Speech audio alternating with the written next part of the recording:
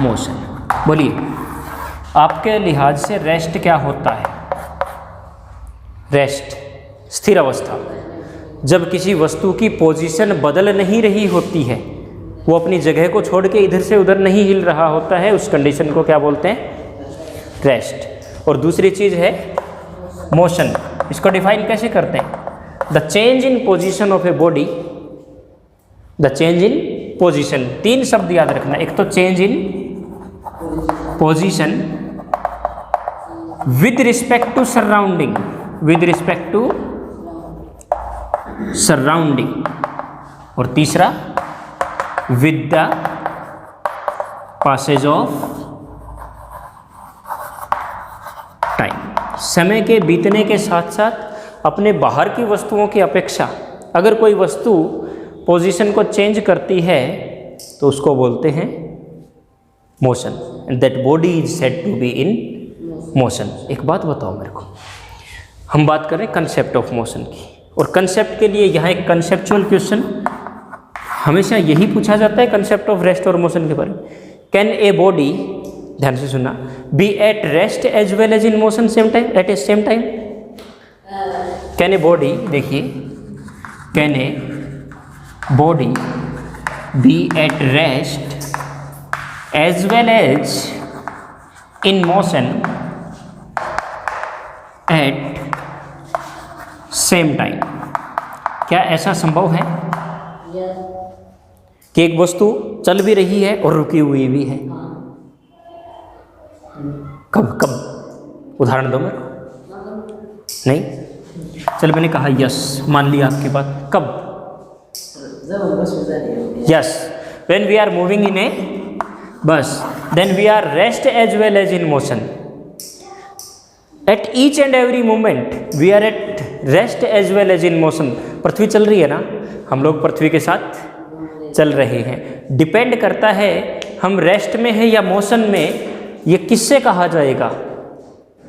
ये कहा जाएगा with respect to surrounding. Surrounding बोले तो पॉइंट ऑफ रेफरेंस। एक बिंदु की हमें ज़रूरत है रेफर करने के लिए अपने मोशन को या अपनी पोजीशन ऑफ रेस्ट को रिलेट करने के लिए। A person sitting in train is at rest with his co passenger, but he is in motion with respect to a person sitting standing outside the train on a platform. ठीक है, पेड़ पौधे, किसी भी, अगर आप पॉइंट ऑफ रेफरेंस डब्बे से बाहर लेते हो, पॉइंट ऑफ रेफरेंस आप डब्बे से बाहर लेते हो, गाड़ी से बाहर लेते हो, दैट इज इन मोशन। और अगर आप उसी के अंदर लेते हो सारी चीज़ें एक साथ एक जैसे मोशन में है तो ही इज इन रेस्ट। ठीक है, तो ये था आपका concept of rest and motion. इतना ही था इसमें। नेक्स्ट है टाइप्स ऑफ मोशन। हाँ जी, इसमें बड़े क्वेश्चन पूछे जाते हैं, आपसे तो नहीं पूछे जाएंगे 11th क्लास में, लेकिन जब आप कोई भी कम्पिटिटिव एग्जाम दोगे 11th के बाद, कम्पिटिटिव एग्जाम में कुछ नहीं होता, सिलेबस यही 11th 12th का सिलेबस है, बस इनकी एप्लीकेशंस थोड़ी सी डीप समझ होनी चाहिए इनकी। टाइप्स ऑफ मोशन,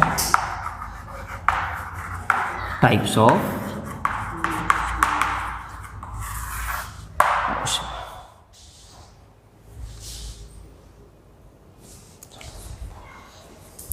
हाँ जी, देखिए, मोशन को तीन तरह से कैटेगराइज किया जा सकता है, on the basis of path, on the basis of speed and on the basis of time, time interval. Motion को तीन भागों में बांटा जाता है, on the basis of path, on the basis of time interval and on the basis of speed, on the basis of speed. देखिए, on the basis of path सबसे पहला जो टाइप है मोशन का वो है रेक्टिलिनियर मोशन। रेक्टिलिनियर मानी the motion in a straight line, the motion in a straight line, सीधी रेखा में मोशन। अब आपसे जो क्वेश्चन पूछे जाते हैं कॉम्पिटिटिव वगैरह में, वो लिख देगा, मनदीप लिख देगा, या मैडम से लिखवा लो, मैडम को बुला लो, दिव्या मैडम को। हाँ जी, rectilinear motion, the motion in a straight line. अब मुझे चाहिए एग्जाम्पल, जो आपसे कॉम्पिटिटिव में पूछे जाते हैं वो एग्जाम्पल। इधर आओ तुम तीनों छोटे बच्चे, इधर आओ, इधर आओ, एग्जाम्पल बताओ यार तुम रेक्टिलिनियर के। सीधी रेखा में ऑप्शन ऐसे पूछे जाए, which of the following is rectilinear motion. मैं देता हूँ 4 ऑप्शन, तुम बताओगे। एक तो गोली चलाई, रेक्टिलिनियर है या नहीं है? नहीं है, गलत जवाब। कर्वीलिनियर मोशन है, वो कुछ देर तो सीधी जाएगी, फिर बाद में नीचे गिरेगी नहीं। कर्वीलिनियर है, नहीं है रेक्टिलिनियर। एक पत्थर ऐसे फेंका, रेक्टिलिनियर है? कर्वीलिनियर है, प्रोजेक्टाइल है, बनेगा वो भी। और तो रेक्टिलिनियर का सही एग्जाम्पल बताओ मेरे को। मान लिया train on a straight track, ठीक है, ये तो अपना बनाया हुआ एग्जाम्पल है। कोई प्राकृतिक मुझे ऐसा बताओ जो रेक्टिलिनियर मोशन का एग्जाम्पल हो। पेड़ चल रहे हैं क्या?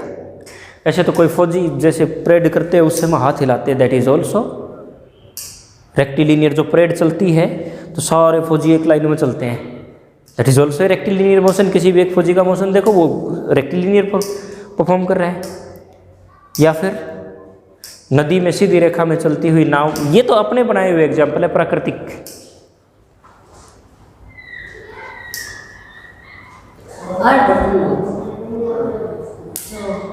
है कि नहीं rectilinear? Free fall, free fall, ऊपर से कोई पत्थर गिरता है, रेक्टिलिनियर मोशन है। Free fall always rectilinear. और upward projection, uniform motion in straight line है। अपवर्ड प्रोजेक्शन, ऊपर की तरफ फेंका गया वो अपवर्ड प्रोजेक्टाइल, सीधा जाएगा, सीधा आएगा, ऐसे टेढ़ा नहीं फेंकना, फेंकना ही बिल्कुल सीधा 90 डिग्री पे, ठीक है। हाँ जी, रेक्टिलिनियर का हो गया। कौन से सही बेस्ट एग्जाम्पल है रेक्टिलिनियर के?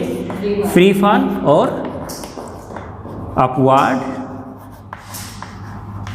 प्रोजेक्टाइल, ऊपर की तरह जो। हाँ जी, कर्वीलिनियर, जब मोशन ऐसे कर्व में हो। कौन से? जो भी आपके प्रोजेक्टाइल्स होते हैं। प्रोजेक्टाइल क्या होते हैं? कोई चीज़ को ऐसे किसी एंगल पे आगे की तरफ फेंका गया है या ऊपर की तरफ किसी एंगल पे फेंका गया है, वो है प्रोजेक्टाइल। या किसी हाइट से एंगल पे फेंका गया है, वो प्रोजेक्टाइल। लेकिन हाइट से ऐसे ड्रॉप कर दिया गया है, वो रेक्टिलिनियर, ठीक है। ओके, कर्वीलिनियर के बाद सर्कुलर एंड रोटेशनल। जल्दी जल्दी निकलो। Circular and rotational. Circular, the motion along the circumference of a circle. Earth का तो इलिप्टिकल पाथ है, सर्कुलर नहीं है, अर्थ का इलिप्टिकल पाथ है। सर्कुलर मोशन का एग्जांपल बताओ मेरे को। वो रोटेशनल है। सर्कुलर और रोटेशनल में यही फर्क होता है। रोटेशनल में जो बॉडी रोटेट कर रही है ना, वो अपने एक्सिस से, पहिया घूमता है तो धुरी से जुड़ा हुआ होता है, पंखा घूमता है तो अपने एक्सिस से जुड़ा हुआ होता है। और सर्कुलर में क्या है, एक पार्टिकल इसके चारों तरफ चक्कर लगाता है, इससे टच नहीं होता। यस, अगर प्योर सर्कुलर पाथ है और उस पर के ऊपर एक धावक दौड़ रहा है तो दैट इज सर्कुलर मोशन। और कोई चीज़ अगर अंदर सेंटर से जुड़ी हुई है अपने एक्सिस से, तो उस चीज़ को क्या कहोगे? रोटेशनल मोशन, ठीक है। हाँ जी, फोर्थ ओसिलेटरी, OSCILLATORY, ओसिलेटरी या वाइब्रेटरी मोशन। हाँ जी, ओसिलेटरी मोशन कौन सा होता है? The two and fro motion about mean position, ऐसे झूलना, वो ओसिलेशन कहलाता है। जैसे कि सिंपल पेंडुलम। सिंपल पेंडुलम मानी एक धागे से गेंद को बांध के छोड़ दिया, that is simple pendulum. Vibration, जब यही ओसिलेशन बहुत तेज तेज तेज तेज तेज तेज होने लगे, the oscillations at very high frequency are called vibration, ठीक है। अब आपसे क्वेश्चन अगर पूछा जाएगा तो कैसे पूछा जाएगा? एक टाइप देंगे, free fall is an example of which kind of motion. कोई भी 4 नाम दे देंगे, आपको बताना पड़ेगा, that is a rectilinear motion, ठीक है, इस तरह से कोई भी एग्जाम्पल उठाएंगे ये पूछ लेंगे कि ये किस टाइप का मोशन है। हाँ जी, उसके बाद on the basis of time period, कौन कौन से? पीरियोडिक और नॉन पीरियोडिक। हाँ जी, periodic motion, the motion that repeat itself after equal interval of time is called periodic motion. Periodic motion में क्या है कि मोशन अपने आप को एक निश्चित समय अंतराल के बाद रिपीट करता है और उस रिपीटेशन में उसका हर एक पैरामीटर रिपीट होना चाहिए, हर एक पैरामीटर रिपीट होना चाहिए। मेरे को एक चीज़ बताओ, एक पंखा ऐसे चल रहा है, घोड़ घोड़ घोड़ घोड़, उसका मोशन पीरियोडिक है या नहीं है?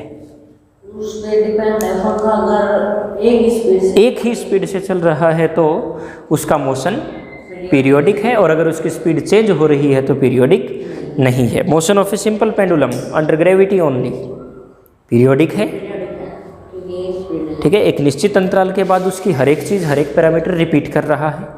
ऐसा नहीं है पीरियोडिक में कि घूमते समय एक बार तो यहाँ गया और यहाँ आके फिर ऐसे आना, वो पीरियोडिक नहीं है। एक एक्सेलरेटिंग मोशन है, क्वेश्चन पूछा गया है पहले भी, is an uniformly accelerated motion is an example of periodic motion, yes और नॉट? नॉट। यूनिफॉर्मली एक्सेलरेटेड, उसकी वेलोसिटी बढ़ रही है, यूनिफॉर्मली एक्सेलरेटेड सर्कुलर मोशन है, कोई नहीं, यहाँ था 2 मीटर पर सेकंड से निकला, अगली बार स्पीड बढ़ के आया 4 मीटर पर सेकंड, 6 मीटर पर सेकंड, यहाँ पे आ रहा है तो हर बार 2 मीटर पर सेकंड स्पीड चाहिए इसको।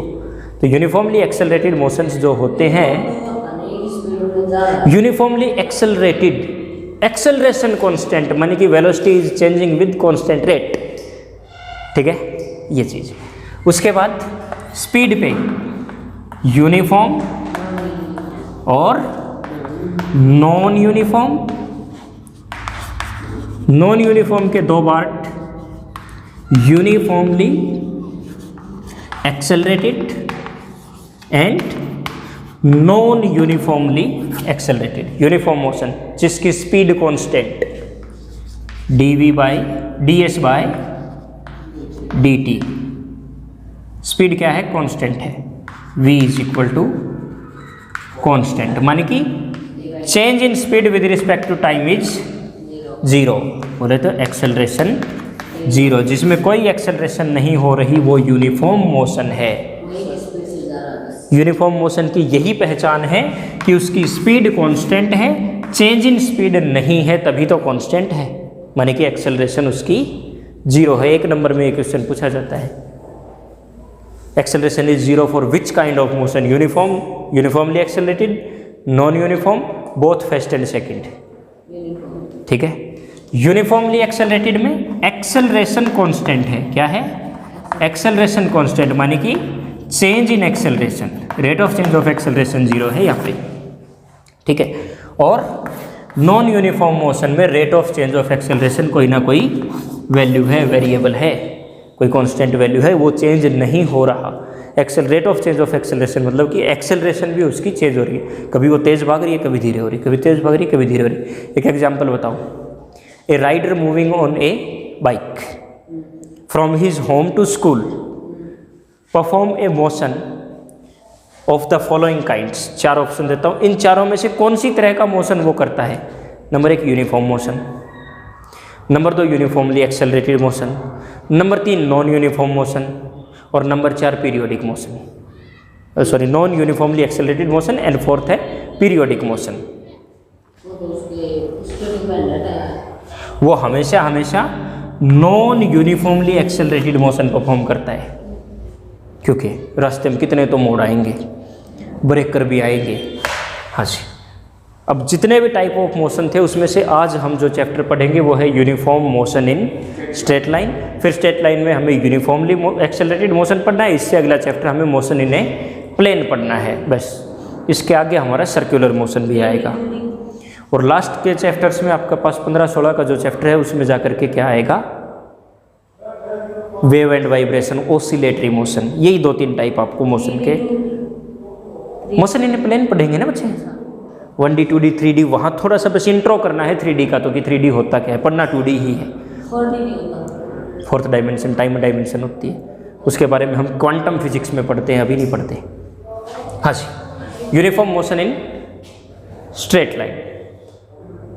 देखिए इसमें जो सबसे पहला पॉइंट आप लोगों को पढ़ना है वो है पॉइंट ऑफ पोजीशन। पोजीशन क्या होता है? पोजीशन आपके कोऑर्डिनेट एक्सिस के सिस्टम में किसी पार्टिकुलर पॉइंट की position in A space, the location of A particle, the location of A particle in space is called its position. Position के बाद आता है point of reference. Point of reference से पहले axis of reference, axis of x axis और Y axis, और तीसरा Z axis. 3 axis of reference हो सकते हैं। पॉइंट ऑफ रेफरेंस क्या है? मेनली हम ओरिजिन को पॉइंट ऑफ रेफरेंस लेते हैं। ज़रूरी नहीं है कि आप ओरिजिन को पॉइंट ऑफ रेफरेंस लो, अपनी मर्जी से किसी भी पॉइंट को आप पॉइंट ऑफ रेफरेंस चूज कर सकते हो। लेकिन मोस्टली क्या किया जाता है, जिसको हम पॉइंट ऑफ रेफरेंस चूज करते हैं 2D या 3D में मोशन को डिफाइन करने के लिए, वहीं से एक्सिस निकाल देते हैं। ठीक है, तो उसको ओरिजिन बना लिया जाता है। और तीसरा है अपने पास फ्रेम ऑफ रेफरेंस। 1 नंबर में काफ़ी बार पूछा गया है, what is frame of reference? The coordinate axis system along with a clock to explain a motion is called frame of reference। अपने को क्या क्या चाहिए? पार्टिकल की पोजीशन चाहिएगी, एक पॉइंट ऑफ रेफरेंस चाहिएगा और एक क्लॉक चाहिएगी to define the motion. If its position change with respect to this with the passage of time then it is said to be in motion. तो frame of reference क्या है? This coordinate axis system along with a clock is called frame of reference. लिखी हुई है ये definition, tension लेने की जरूरत नहीं। इसके बाद हम आते हैं प्योर जो uniform motion in straight line है उसमें। देखिए सबसे पहली चीज़ इसमें है डिस्टेंस। और यहाँ से असल में जो आपका चैप्टर है, जब भी आपको पढ़ाया जाता है तो यहाँ से शुरू किया जाता है डिस्टेंस से। अब से पहले की बेसिक जो बातें थी चैप्टर की, ये मोस्टली नहीं पढ़ाई जाती। पेपर में भी यहाँ से आगे आगे ज़्यादा आता है। पीछे से 1-2 छोटे छोटे क्वेश्चन जो बने हैं, किसके? कॉन्सेप्चुअल क्वेश्चन, मोशन के टाइप में से जो कॉम्पिटिटिव में पूछा जाता है उस तरह के क्वेश्चन। डिस्टेंस क्या है? The actual path traced by a moving body is called distance. मान लीजिए A, B, that is your home and that is your school. Your school bus starts from your home and goes to school like this. It covers a path. इस path length को क्या कहा जाता है? Distance. हाँ जी, the shortest distance between 2 points is called displacement. लेकिन हम सिर्फ इतना ही पढ़ के छोड़ देते हैं, the shortest distance between 2 points is called displacement. Actual में क्या है? The shortest distance between 2 points in a particular direction, एक निश्चित दिशा में क्या कहलाती है? डिस्प्लेसमेंट। डिस्प्लेसमेंट एक वेक्टर क्वांटिटी होती है, जबकि डिस्प्लेसमेंट एक डिस्टेंस एक स्केलर क्वांटिटी होती है। यहाँ 4 नंबर का क्वेश्चन आपसे पूछा जाता है, what is the difference between distance and displacement? Number 1, its path length, it's shortest distance, it is a scalar quantity, it is a vector quantity, it don't have direction, it has a direction. Unit की बात करें, दोनों की same है। SI unit metre में major किया जाता है, CGS में सेंटीमीटर में मेजर किया जाता है, और डायमेंशनल फॉर्मूला दोनों के लिए कैपिटल L है। ठीक है, और ख़ास बात डिफरेंसेस में ये चीज़ लिखते हैं। कंसेप्चुअल क्वेश्चन, क्या कभी डिस्टेंस 0 हो सकती है? एक बॉडी के द्वारा तय की गई दूरी कभी 0 हो सकती है? कभी नहीं। वो यहाँ से चला, घूम फिर के कहीं चला जाओ, एक्चुअल पाथ लेंथ है। क्या डिस्प्लेसमेंट 0 हो सकती है? हो सकती है। मेरी displacement, the gap between initial and final position, ये मेरी इनिशियल पोजीशन है। मैं यहाँ से चलना शुरू करता हूँ, यहाँ तक गया और वापस यहाँ आके रुक गया, मेरा मोशन खत्म। बताओ मेरी डिस्प्लेसमेंट कितनी है? यहाँ से गया, A से B के बीच की दूरी को डिस्प्लेसमेंट कहा ना। A से A के बीच की दूरी कितनी है? इनिशियल और फाइनल पोजीशन अगर सेम है तो डिस्प्लेसमेंट 0 हो सकती है। क्या डिस्प्लेसमेंट कभी नेगेटिव भी हो सकती है? मे द डिस्प्लेसमेंट भी negative? Yes, in a particular direction. अगर हम अपोजिट डायरेक्शन में चलेंगे तो डिस्प्लेसमेंट जो है वो नेगेटिव होगी। डिस्टेंस कभी नेगेटिव या 0 वगैरह नहीं हो सकती। This is the difference between distance and displacement. उसके बाद स्पीड और वेलोसिटी। स्पीड और वेलोसिटी सेम कंसेप्ट, जो डिस्टेंस और डिस्प्लेसमेंट का, यही कंसेप्ट आपका स्पीड और वेलोसिटी का है। यही सारे डिस्टेंस है, यही सारे डिफरेंसेस उनके अंदर हैं। स्पीड क्या है? स्पीड डिस्टेंस, क्या? Distance upon time. और वेलोसिटी क्या है? Displacement upon time.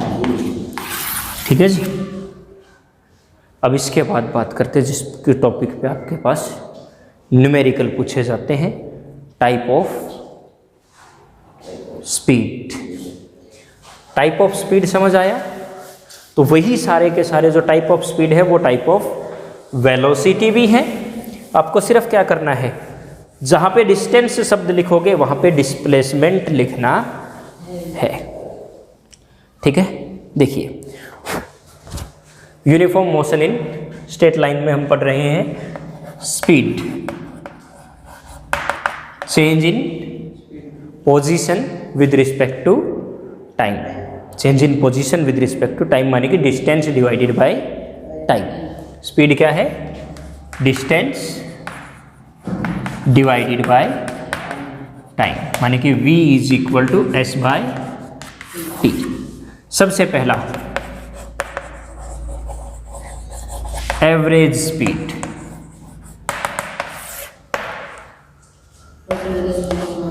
Total distance, total distance divided by total time. ठीक है जी। और इसी पर आपसे सबसे ज़्यादा क्वेश्चन पूछे जाते हैं। अब क्या करते हैं हम, सिर्फ इस फॉर्मूले का यूज़ करके कि total distance upon total time, और जहाँ ज़रूरत पड़े एस बाई टी का यूज़ कर सकते हैं, या S equal to V T का यूज़ कर सकते हैं, या T equal to S by V का यूज़ कर सकते हैं। सिर्फ इस एक फॉर्मूले से हम क्या कर सकते हैं, एवरेज स्पीड निकाल सकते हैं। बट जो मेनली 4 तरह के क्वेश्चन आपसे पूछे जाते हैं, कौन से? सबसे पहला टॉपिक क्या है, देखिए, if a body moves with different speeds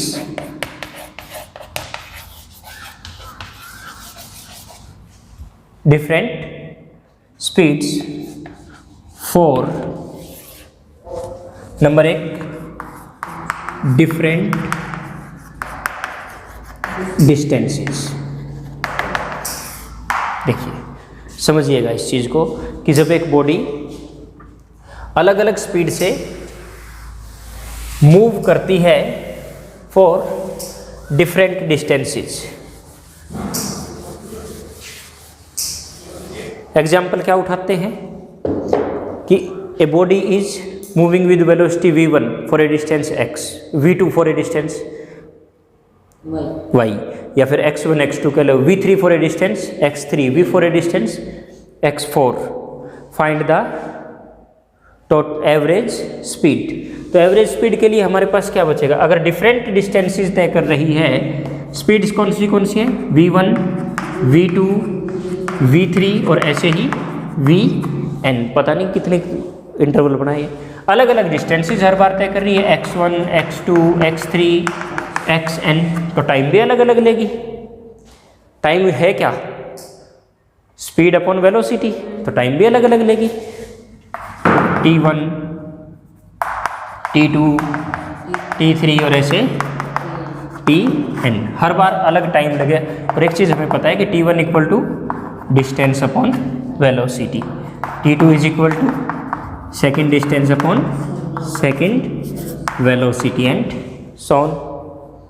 ठीक है, देखिए फिर एवरेज स्पीड या एवरेज वेलोसिटी क्या होगी, total distance divided by total time, माने कि x1 plus x2 plus x3 plus xn divided by t1 plus t2 plus t3, t1 plus t2 plus t3 और tn। ज़्यादा से ज़्यादा इसका क्या कर सकते हो, x1 plus x2 plus x3 xn time की वैल्यू पुट कर सकते हो, x1 by v1, x2 by v2, x3 by v3।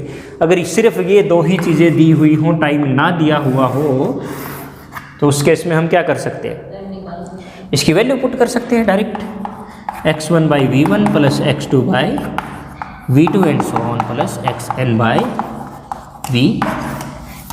ये कौन सा केस है, जब कोई बॉडी अलग अलग डिस्टेंसेस तय करती है विद अलग अलग वेलोसिटीज, डिफरेंट वेलोसिटीज से डिफरेंट डिस्टेंस कवर करती है। अब कई बार क्या आता है कि half of the path is covered by with the velocity v1 and remaining half of the path is covered with velocity v2, दोनों लेंथ बराबर होगी ना। या फिर आता है a body moves from a to b with velocity v1 and b to a with velocity v2, दोनों distances बराबर होगी। तो दूसरा केस किस तरह से पूछा जाता है, if a body moves with different speeds for same distances. अब भैया इसको चाहे तुम लोग शॉर्ट ट्रिक कह दो, कोई मेथड कह दो, कुछ भी कह दो, कुछ नहीं है, डिस्टेंसेस सेम है। यहाँ फंडा क्या है कि x1 is equal to x2 is equal to xn है, let's say that is x है, सारी बराबर है। यही वैल्यू यहाँ पुट की जाती है, इससे ज़्यादा कुछ नहीं किया जाता। देखो x प्लस x कितनी बार, n times of x divided by x plus x कितनी बार, वही n times divided by v1 v2 v3 vn। अलग अलग वेलोसिटीज से सेम दूरी तय कर रही है। ऊपर से क्या बन गया, n टाइम्स ऑफ x, नीचे से x कॉमन आया, 1/v1 plus 1/v2 plus 1/vn और x से x को दिया काट। और क्या कर सकते हैं, नीचे वाले का एलसीएम ले सकते हो, ले लो v1 v2 v3 vn, आपस में मल्टीप्लाई आएगा ना इनके एलसीएम में, वो पलट के ऊपर चला गया, n into v1 v2 v3 up to vn divided by, यहाँ क्या आएगा, एलसीएम से इसको मल्टीप्लाई करेंगे तो v1 से v1 कट जाएगा, बाकी बचा हुआ सारा आएगा, माने कि v1 v2 v3 up to vn divided by v1 plus, समझ गए होगे, आगे इसी के डिवाइडेड बाई v2, एलसीएम के divided by v3 and last में डिवाइडेड बाई vn। ठीक है, इस केस को क्या बोलते हैं, if a body moves with same distances. इस तरह का जो जोड़ होता है, ये वाला सब, इसको क्या बोलते हो, हार्मोनिक मीन। क्या बोलते हैं, हार्मोनिक मीन। मीन मानी जोड़ होता है ना, मीन मोड मीडियन पढ़ा होगा, एवरेज औसत, इस तरह के एवरेज को बोलते हैं हार्मोनिक मीन। बस ये सिर्फ नाम याद रखना कि हार्मोनिक मीन, कि अगर सेम डिस्टेंस से तय करती है तो total distance will be equal to the harmonic mean of individual velocities.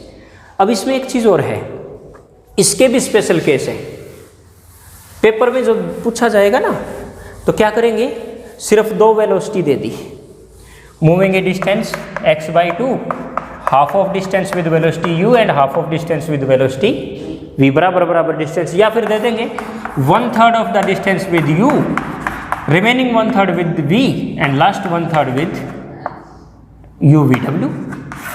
या फिर क्या कर सकते हैं, ज़्यादा से ज़्यादा 1/4 में ऐसा दे सकते हैं। तो आपको क्या निकालना है, average velocity 3 times of v1 v2 divided by v1 plus v2।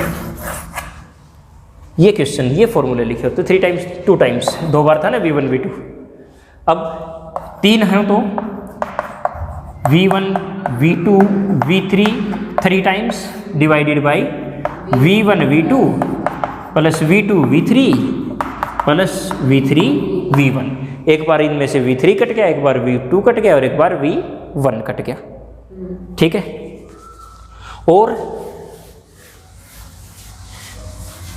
इनको हमने V1, V2, V3 वेलोसिटीज से, V1, V2 वेलोसिटीज से 4 का केस दे दिया हो तो average velocity 4 times of V1, V2, V3 and V4।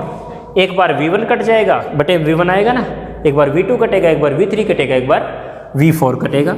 V1, V2, V3 plus V2, V3, V4 plus V3, V4, V1 और plus V4, V1, V2, 4 नीचे जोड़ आ जाएंगे। ठीक है, इस पर ज़्यादा क्वेश्चन पूछे जाते हैं आपसे 1 और 2 पे। और n हो तो ऐसा क्या होगा, n times of V1, V2, V3, Vn divided by, एक बार V1 कटेगा, एक बार V2 कटेगा, एक बार V3, यानी कि सारे up to Vn divided by V1। V1 से शुरू कर दो up to Vn divided by V1। समझ रहे हो? ठीक है भाई, ठीक। उसके बाद तीसरा केस क्या पूछा जाता है, ये मैंने लिख रखे बाकायदा नोट्स में, फॉर्मूले आपको सवाल करोगे उस समय लिखे हुए मिलेंगे। तीसरा केस आप लोगों से क्या पूछा जाता है, a body moving with different speeds for different time, different speed for different time, different speed for different time, करते वही है V average total distance divided by total time. सिर्फ क्या कर दिया जाता है, x1 को v1 t1, x2 को v2 t2 और xn को vn tn में कन्वर्ट करके हम इस्तेमाल कर लेते हैं, क्योंकि हमें x1, x2, x3 की वैल्यू नहीं, v1, v2, v3 की वैल्यू गिवन है। ठीक है, फोर्थ केस में क्या होगा, covering moving with different velocities for same time intervals. Same time interval होंगे तो टी की वैल्यू कितनी होगी, इक्वल होगी, सबकी टी होगी। ऊपर से टी कॉमन ले लो, अंदर बचा v1 plus v2 plus vn divided by नीचे हो गया n times of T, T से कट गया T. This is called arithmetic mean of average velocities. ठीक है, इसमें कंसेप्ट की बात क्या है, हार्मोनिक मीन कब निकलेगा, जब इक्वल डिस्टेंस डिफरेंट वेलोसिटी से तय करता हो, और अर्थमेटिक मीन कब तक निकलेगा, जब इक्वल टाइम इंटरवल में डिफरेंट वेलोसिटीज से मूव करती हो कोई बॉडी। ये पूरा का पूरा 4 तरह के न्यूमेरिकल इसमें पूछे जाते हैं, किसमें, एवरेज स्पीड पर या एवरेज वेलोसिटी पर। ठीक है।